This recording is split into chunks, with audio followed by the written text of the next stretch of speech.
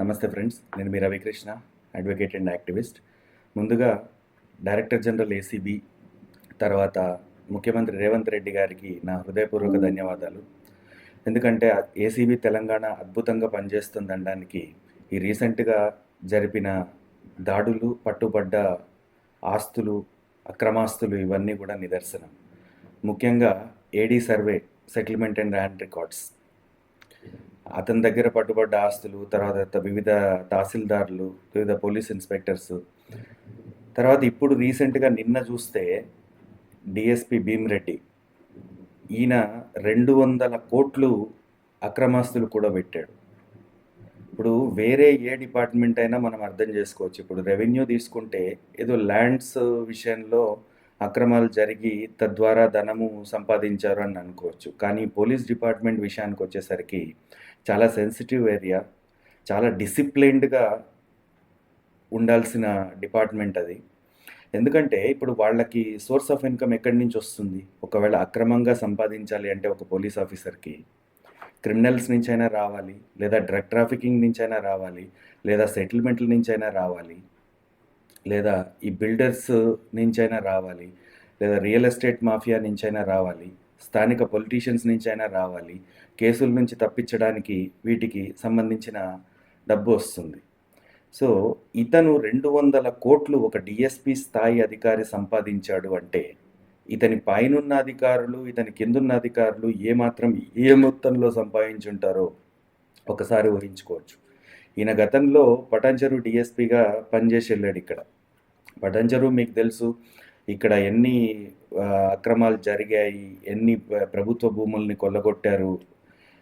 ఈ విషయాలన్నీ పబ్లిక్ డొమైన్లో చాలా స్పష్టంగా ఉన్నాయి. అక్రమ మైనింగ్ దగ్గర నుంచి తీసుకుంటే చాలా విషయాల్లో ఇక్కడ పెద్ద ఎత్తున అక్రమాలు జరిగి ఉన్నాయి ఈ గత 10 ఏళ్లలో.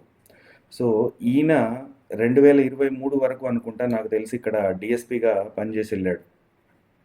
సో ఇప్పుడున్న ప్రస్తుత పోస్టింగ్లో నాకు తెలిసి అవకాశం అయితే ఉండకపోవచ్చు. ఎందుకంటే పోలీస్ కంప్యూటర్ సర్వీసెస్ అంటే పోలీస్ కమ్యూనికేషన్స్లో ఉన్నాడు ఆయన. లూప్ లైన్ అది సివిల్ ఇది కాదు.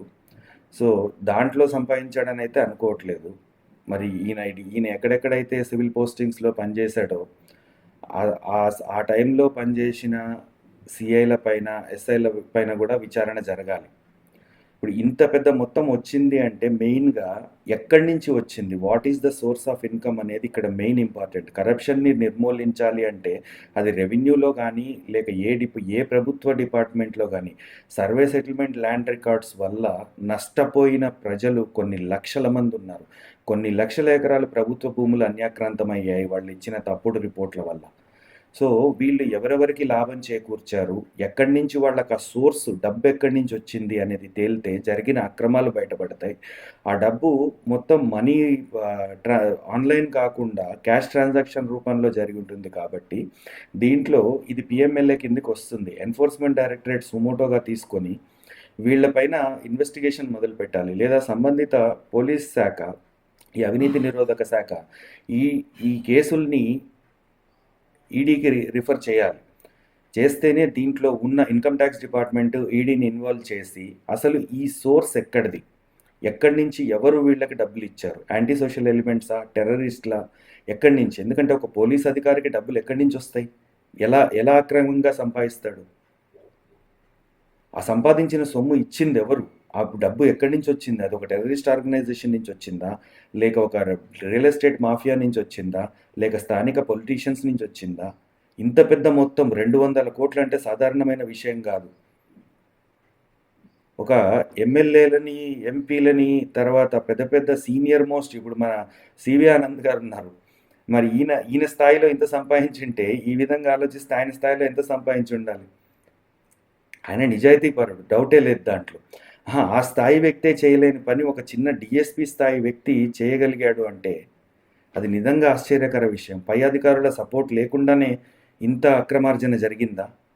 దీనిపైన లోతుగా దర్యాప్తు జరపాలి. ఈ డబ్బు సోర్స్ ఎక్కడిది అనేది బయటికి తీయాలి. ఇది ఒక్క కేసునే కాదు, ఈవెన్ ఈ శివబాలకృష్ణ కేసులో కూడా అతనికి డబ్బు ఎక్కడి నుంచి వచ్చింది, ఎవరిచ్చారు, ఏ పని చేయడం వల్ల ఇచ్చారు, ఆ పని చేయడం వల్ల ప్రభుత్వానికి, ప్రజలకి కలిగిన నష్టం ఏంటి, ఇవన్నీ లోతుగా తెలవందే ఈ అవినీతిని అంతమొందించడం అసాధ్యం.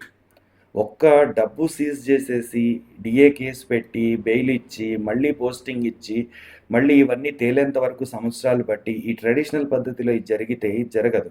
లేదా మీరు సెంట్రల్ ఏజెన్సీస్ని ఇన్వాల్వ్ చేయకూడదు అంటే మీ దగ్గర సిసిఎస్ ఎకనామిక్ అఫెన్స్ వింగ్ ఉంది, వాళ్ళని ఇన్వాల్వ్ చేయండి, విజిలెన్స్ని ఇన్వాల్వ్ చేయండి.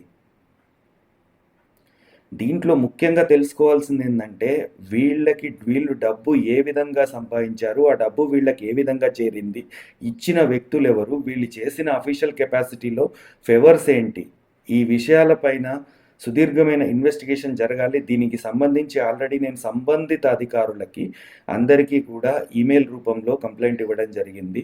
సోషల్ మీడియాలో కూడా నేను ఆ కంప్లైంట్ కాపీలని అఫీషియల్ ఐడీస్కి ట్యాగ్ చేస్తూ పెట్టడం జరిగింది. ఇది వ్యక్తిగతంగా ఎవరిని టార్గెట్ చేస్తూ మాట్లాడడం కాదు, కానీ జరుగుతున్న పరిణామాలు సిండికేట్గా ఏర్పడి ఇప్పుడు ఒక రెవెన్యూలో ఒక ఫైల్ మూవ్ అవ్వాలంటే ప్రాక్టికల్గా నేను చూశాను. తహసీల్దార్ ఆఫీస్లో ఉండే గుమాస్తా కింది స్థాయి వ్యక్తి నుంచి కలెక్టర్ ఆఫీస్ వరకు, జాయింట్ కలెక్టర్ల వరకు డబ్బు చేతికి అందితే కానీ పనులు జరగని పరిస్థితి తెలంగాణలో ఉంది అనడంలో ఎటువంటి సంకోచం లేదు. మీరు ఇన్వెస్టిగేట్ చెయ్యండి, ఈ విషయాలన్నీ అవే బయటికి వస్తాయి. Thank you.